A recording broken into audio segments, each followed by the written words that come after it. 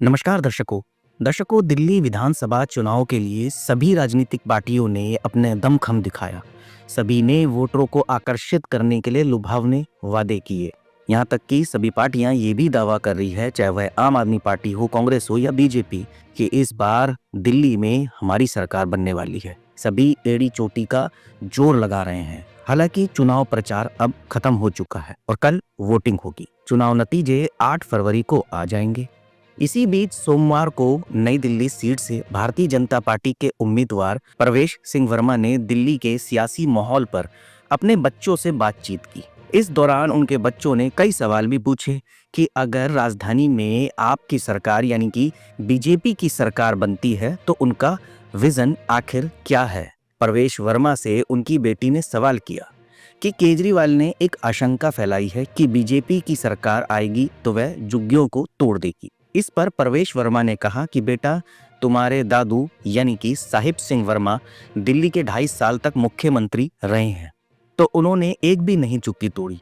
और हमारे मोदी जी 10 साल से प्रधानमंत्री है, उन्होंने भी कोई एक भी झुग्गी नहीं तोड़ी। केजरीवाल लोगों के दिमाग में डर बैठा रहे हैं ताकि वो डर से उन्हें वोट कर दे। और अभी प्रधानमंत्री ने बोला है कि दिल्ली में एक भी झुग्गी झोपड़ी नहीं टूटने देंगे। जब उन्होंने बोल दिया तो ये पीएम की गारंटी हो गई। आज के दिन में पीएम मोदी की गारंटी से ऊपर कोई चीज है ही नहीं। इसके अलावा बेटी ने एक और अन्य सवाल पूछा अपने पापा से। आपने केजरीवाल की पॉलिसी अपना ली है कि आप फ्री बस और इलेक्ट्रिसिटी ला रहे हो, लेकिन आपका दिल्ली के लिए क्या विजन है। इस पर भी प्रवेश वर्मा ने कहा, जो केजरीवाल बोलते हैं कि फ्री बस और रेवड़ी करेंगे, वो करते कुछ नहीं है। ये हमारे दिमाग में बैठा रखा है उन्होंने। हम जो कहते हैं कि हमारी सरकार आएगी तो हम इन सोशल वेलफेयर स्कीम को बंद नहीं करेंगे। दूसरा, हम वास्तविक सभी लोगों तक पहुंचाएंगे। दिल्ली में 11 साल से विकास बिल्कुल नहीं हुआ। उन्होंने कहा कि देश में 10 साल से आयुष्मान योजना चल रही है। दिल्ली में बुजुर्गों को हेल्थ का लाभ भी मिल रहा है।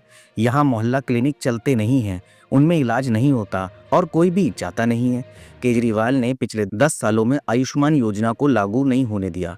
दिल्ली में हजारों लाखों बुजुर्गों को इलाज की जरूरत है। अगर केजरीवाल इसे लागू कर देते तो कितने लोग इसका फायदा उठा सकते थे। उन्होंने केवल इसलिए लागू नहीं किया, कहीं इसका क्रेडिट हमारे प्रधानमंत्री नरेंद्र मोदी को नहीं मिल जाए। हालांकि प्रधानमंत्री ऐसे किसी भी क्रेडिट को नहीं चाहते।